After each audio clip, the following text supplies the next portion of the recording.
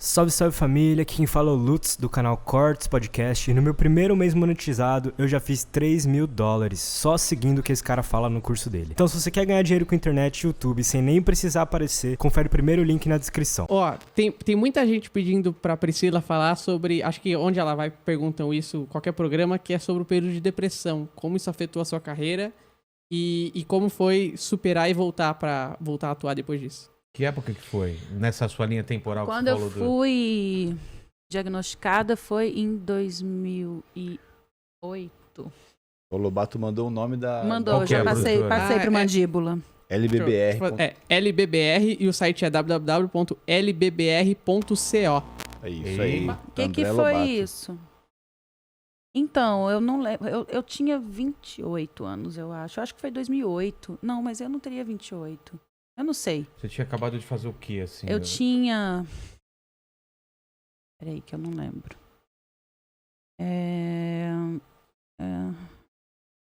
Eu tava fazendo... Foi 2008. Foi final de 2008. Foi a primeira peça de teatro que eu fiz. Foi depois de 7 Pecados.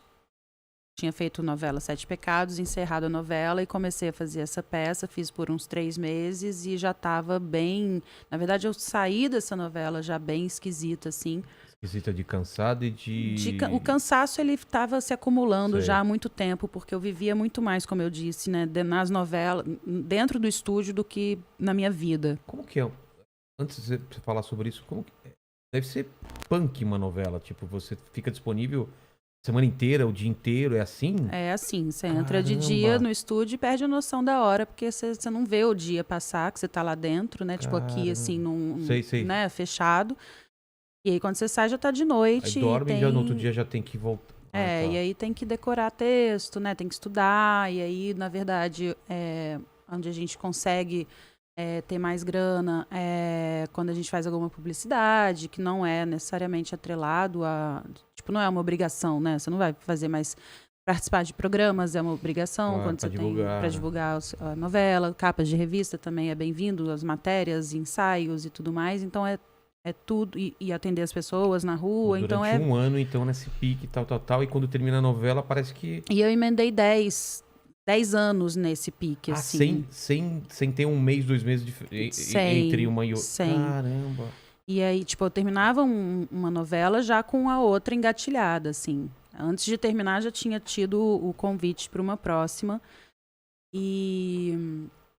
Então, assim, eu não vivia a minha vida, eu não me vivia, né? Entendi. Não tinha as minhas amigas que são lá de BH, não tinha... Eu não sabia, eu vivia o roteiro, eu vivia as personagens e eu fui ficando vazia. Então, quando eu terminei 7 Pecados, que foi uma personagem que eu também tinha um erro, assim, meu, de me envolver com a personagem que eu estava fazendo. Então, a Beatriz, ela era... A sinopse era a seguinte: Beatriz era uma mulher que tinha todos os pecados. E conhecia Dante, que era um cara que não tinha nenhum pecado. E aí eles se conheciam, ele era casado, tinha família, ela era dona de uma boate, e eles iam... Ele ia fazendo com que ela, através do amor, fosse deixando de pecar, e ela ia levando ele para alguns pecados. Ia rolar uma gangorra. O que não foi bem aceito pelo público, então isso não aconteceu de fato, mas... Minha personagem era a pecadora, assim, né? Então, o jeito dela ser era um jeito que, pra mim, era tóxico pelo que eu acreditava na minha vida. E eu realmente vivenciava muito ali as emoções das personagens e tudo mais. Então, como eu não sabia separar, eu não tinha técnica suficiente, não tinha estofo suficiente para trabalhar tanto, para Ligar e desligar. para ligar e desligar e tudo mais, eu acabei me sujando, entre aspas, assim, né, daquela personalidade, assim, e aquilo não me fez bem, eu não me sentia bem. E aí eu fui fazer essa peça, e a peça é a história de uma menina que tem depressão. Então, eu vivenciando aquela peça, eu fui meio que me identificando muito com aquilo que a personagem sentia na peça, que era a vergonha dos pés. E aí, quando deu, sei lá, dezembro, que ia ter um hiato para a peça reestrear em janeiro, aí eu pedi para sair, porque eu estava já muito mal de cabeça, assim. Eu tava com... Na época eu não sabia o nome de nada, mas tava tendo pânico, tava com crise de ansiedade, eu não conseguia entrar no elevador com ninguém, eu não conseguia falar com ninguém no telefone, eu tinha medo de encontrar pessoas na rua, eu saía na rua, achava que todo mundo, absolutamente todo mundo, tava olhando pra mim, me julgando mal, então, mania de perseguição. Então eu comecei a perceber que eu tava esquisita, e aí eu tinha uma passagem de uma festa que eu tinha sido convidada enquanto eu ainda estava com a novela, que seria em Paris, e eu não pude ir por causa de gravação. Então eu fiquei com aquela passagem. Ia dar 1 ano dessa passagem em fevereiro, a gente estava em dezembro. E aí eu fui e falei, quer saber, eu vou para lá para entender se é tudo coisa da minha cabeça ou se realmente alguma coisa faz sentido nisso tudo que eu tô achando do mundo, né? Achava que o mundo estava contra mim. E aí fui pra lá, fiquei 2, 3 meses lá. Tentei ter uma vida mais normal possível, assim. Tipo, realizei um sonho de adolescente que era trabalhar de garçonete num restaurante. Mas lá eu só me emburaquei mais, assim. Eu fiquei muito sozinha, mais sozinha. Eu comigo mesma, na verdade, né? Tentando aprender a língua. Mas eu comigo mesma é que é o problema, né? Eu acho que tem uma coisa, assim, que eu entendi, que o nosso pior inimigo é a gente mesmo. E a minha cabeça tava de um jeito tal, assim, que ela tava me infernizando, assim, sabe? Eu não conseguia lidar com os meus próprios pensamentos. E aí eu precisei voltar, porque eu não tava me aguentando. E aí fiz uma avaliação com acho que era uma psiquiatra na época. E aí ela me diagnosticou com uma depressão crônica aguda. Ou seja, tipo, já tava, já tava avançadíssima ali. E aí eu comecei a me cuidar. Lá em comecinho de 2009, né? E aí eu precisei dar uma parada, assim. Na verdade, eu acho que a depressão, ela entra na vida de uma pessoa, ou algum outro transtorno mental, assim, para te parar. Fala, para um pouco. Para um pouco. Se você continuar assim, você vai morrer. É basicamente isso, né? Tipo isso. É um alerta, né? Para um pouco. Cuida de você, olha para você, faça coisas por você. E eu não fazia nada por mim, eu fazia pelo trabalho, pela profissão, pelos outros, pela expectativa dos outros.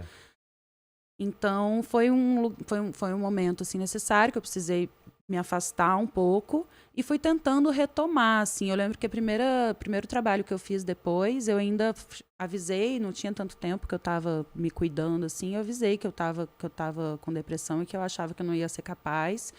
E o diretor, ele foi muito... Era uma peça de teatro e ele foi muito acolhedor, assim, comigo. Ele falou, olha, minha mulher também tem, então eu entendo como funciona. Eu acho que você começando a se movimentar, eu, claro, sabendo e te amparando, você vai começar a sair dessa. E a peça ela era muito física. Ela tinha esgrima, tinha parkour, tinha dança flamenca. Então, toda essa coisa física começou também a ajudar a produzir neurotransmissores, né, que faziam bem ali pro meu cérebro, pro meu funcionamento, e fui realmente ficando melhor. Então, eu aprendi a lidar por 10, 12 anos com essa doença. E aí, eu realmente me curei, assim, só porque eu aprendi a lidar, mas eu tinha muitas fugas também. Ou de pessoas, tipo, não ficava sozinha. De sempre comida também? De comida, ou de tomar uma cerveja. Mas acho que era mais de pessoas, ter pessoas ao lado ali para preencher alguma coisa, porque eu não conseguia ficar eu comigo mesmo. Então, na verdade, eu só aprendi a lidar. Tinha até um pânico e falar, putz, eu tô sozinha, vai vir as coisas na minha cabeça. Exatamente. Eu passei uma época assim. Então, até eu Às vezes você fica ligando a televisão para ter uma coisa falando ao mesmo tempo. Eu tinha medo de me encarar, eu tinha medo de dar ouvido, sabe? Eu não sabia lidar comigo, com aquilo tudo que tinha dentro de mim, que eu ficava adormecendo com outras coisas. E aí, quem me deu essa coragem foi o Bruno, depois de tantos anos, né? A gente se conheceu no final de 2017. Então, eu já tinha ali 10 anos passados. Tô certo? Quase 10 anos. Tô fazendo as contas certas, que eu sou péssima de conta. 2008 que você começou. Para 2017 é quase 10 anos. vivendo dessa forma, assim. E aí o Bruno, ele conseguiu me dar um suporte, um apoio que eu nunca tive na vida. Então, a partir dessa mão estendida, eu comecei a ter coragem de me encarar. Comecei a me olhar, comecei a me escutar, comecei a entender e a dar nome certo para as coisas que eu tinha vivido, que eu tentava fingir que não era aquilo, porque era demais para eu aceitar. Então eu fui aceitando, fui tomando todas as porradas minhas comigo mesma, assim. E aí sim, eu fui encontrando mesmo um caminho de preenchimento meu de mim mesma, né, com todas as falhas, os defeitos, os erros que eu cometi, me entendendo e me acolhendo. Porque eu acho que uma coisa que acontece muito no começo desse processo é a gente não gostar. Claro que a gente não gosta daquilo que a gente fez, que a gente não acha legal, né? E que a gente finge que não fez, ou tenta... A gente camufla muito, né, as coisas, assim. Dá uma dissimulada, dá uma deturpada, tenta não pensar, justamente porque a gente não aceita que a gente possa ter feito coisas que fizeram mal pra gente mesmo.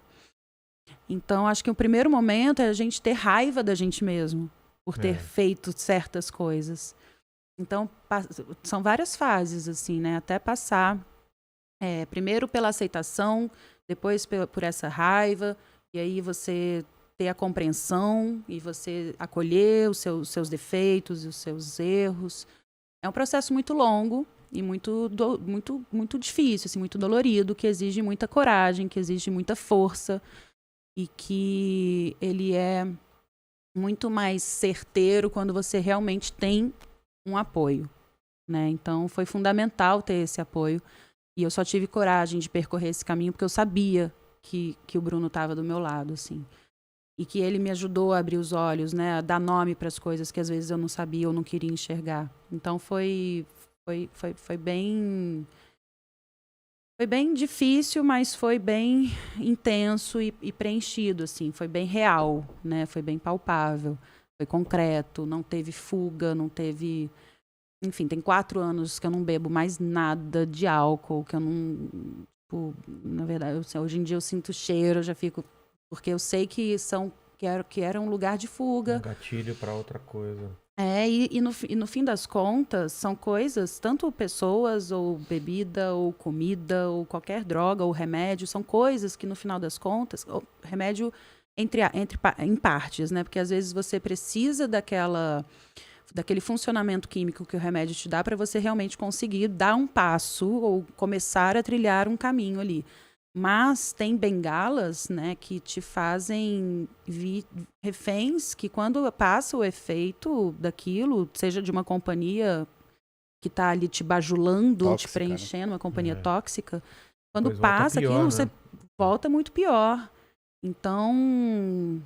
E em relação à companhia, quando você de repente começa a entender, começa a atravessar, chegar, né, buscando uma cura e começa a entender que aquelas pessoas todas estavam ali só para te usar de certa forma, a tendência é você cair de novo, né? É, claro. Porque você achou que aquelas pessoas estavam por você, mas não estavam por você. Elas estavam querendo usar os benefícios que você poderia trazer para eles. Fala, nossa, avaliei de novo errado. Sejam quais forem os benefícios, seja entrar numa festa, seja beber uma cerveja, seja usufruir uma piscina.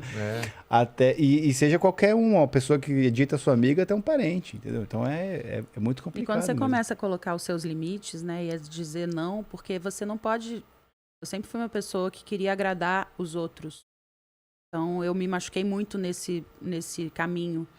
E eu não sabia dizer não, porque eu não queria que o outro ficasse magoado comigo. Mas eu podia me fuder nesse não, mas no outro não vai ficar magoado. Eu quero ser querida. É claro. E aí, até eu aprender, ter coragem de começar a falar não, mesmo que aquilo doesse no outro, mas que pra mim não fosse doído... Né? Esse caminho que você teve de entender um mecanismo que você... De querer ser querida, né? De querer ser aceita. Eu lembro que a gente estava no avião indo trabalhar para algum lugar muito longe, assim, tipo... No Brasil mesmo, de umas 3 ou 4 horas de voo, e a gente no voo com ela, a gente escondido, meio que trocando, ela meio que chorando em pranto, até entendermos junto. um caminho que ela tinha, né? Uma Modus necessidade. operantes, né? Um mecanismo mesmo, assim, inconsciente de querer ser aceita. Mas é uma Então, coisa do artista, né? A gente quer ser aceito. eu acho que é do ser humano.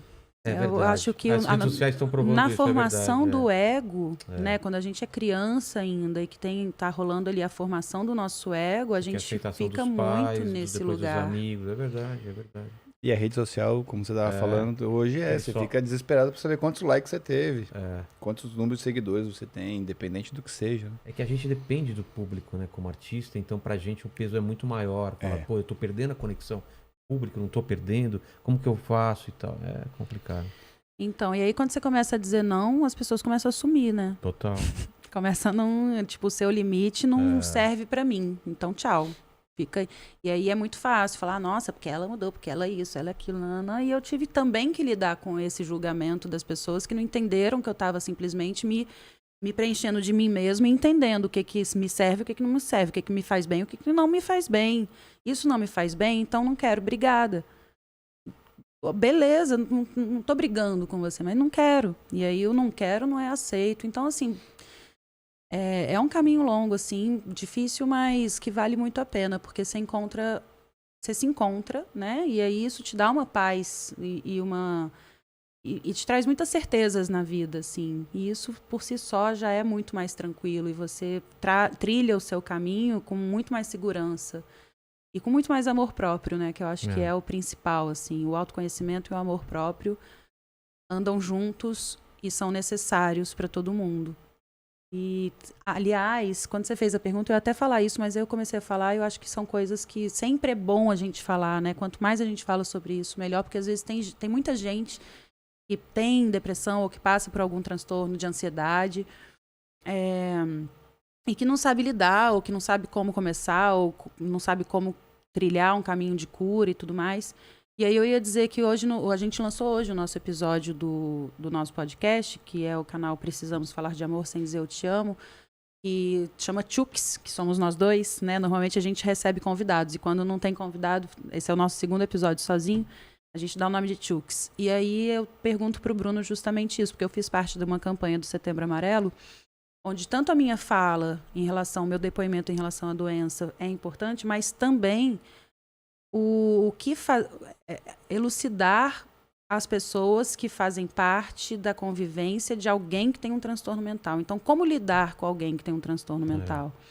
Né? Então, eu fiz essa pergunta para o Bruno, então a gente fala abertamente lá sobre algumas crises que eu tive, né? E como a gente lidou com elas, não, como nós lidamos com elas. E, enfim, confiança, superação, tudo isso. Então, se quiserem saber um pouquinho mais, tem lá também no nosso episódio de hoje. Só outra coisa que o pessoal perguntou aqui é que no seu tratamento foi tanto com medicação, mas também exercício físico, alimentação. O que você acha que foi? No primeiro momento teve que entrar a medicação, porque era uma depressão química. Tinha zero produção de serotonina. Então, sim, teve que começar com medicação e com psicoterapia. E depois eu fiquei só com a psicoterapia e tentando manter a atividade. Eu acho que quando a gente está com o corpo em movimento, isso ajuda ao próprio organismo a produzir os neurotransmissores que a gente precisa, assim. É um ciclo, né? Tanto o negativo quanto o positivo. Você mantém seu corpo em movimento, você vai se mantendo saudável. E não estou falando de estética. Claro.